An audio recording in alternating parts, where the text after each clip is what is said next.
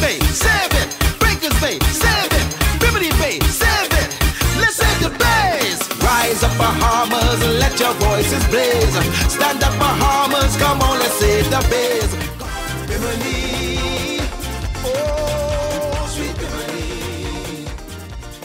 A lot of us are drawn down here by the beauty of the Bahamas.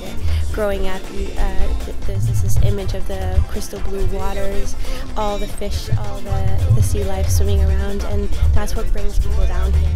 The Bahamas are some of the most beautiful and wonderful places in the world. I've traveled extensively, and I have been absolutely amazed to see the way the habitat looks here.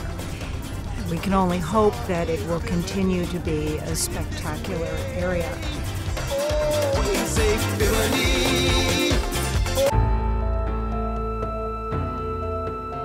But when I see developments like what is happening in North Bimini, I am not only alarmed and concerned, but really saddened. Things have happened here that shouldn't have happened. You can have development, but you need to do it properly, and it hasn't been done properly here. The destruction should stop now.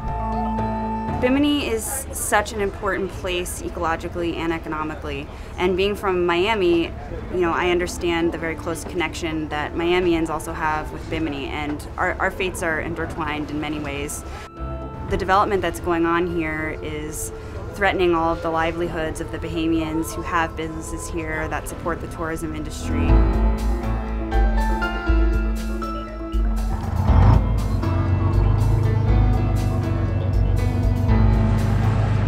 One of the biggest problems I think a lot of us are having with the resort is there doesn't seem to have been a proper estimate of what the environmental repercussions are going to be. And we saw it today. We saw the silt from even the dredging from 10 years ago is still affecting the area.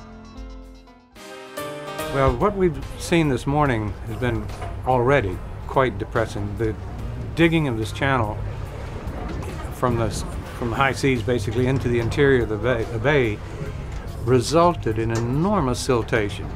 Yet from our grass, you're being snatched. Take a look at our pristine waters, our grains of sand.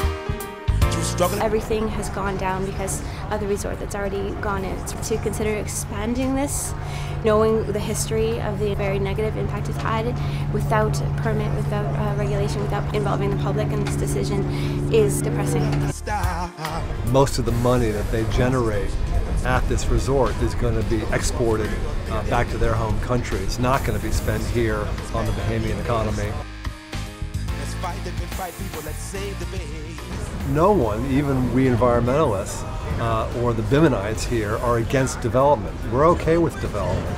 The issue is local Biminites who have been making a healthy living off of the natural resources here for many generations are being violated when this kind of development happens.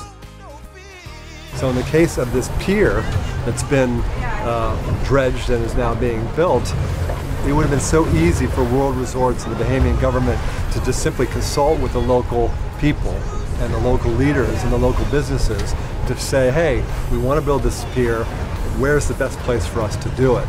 And instead they just decided on a place and they just rammed it through, and it turns out to be the worst possible place in terms of the damage that it's going to cause to local diving and the businesses that rely on it. Never do. This is our only country, we have no more. No other nation wants Bahamians and boats on their shores. Just think about it, Bahamian refugees. 35% of the world's coral reefs have already been lost. Another 35% will be lost in the next 20 to 50 years. And for the remaining 30%, the future is not secure. The loss of healthy, intact reefs because of inappropriate development is a real heartbreaker.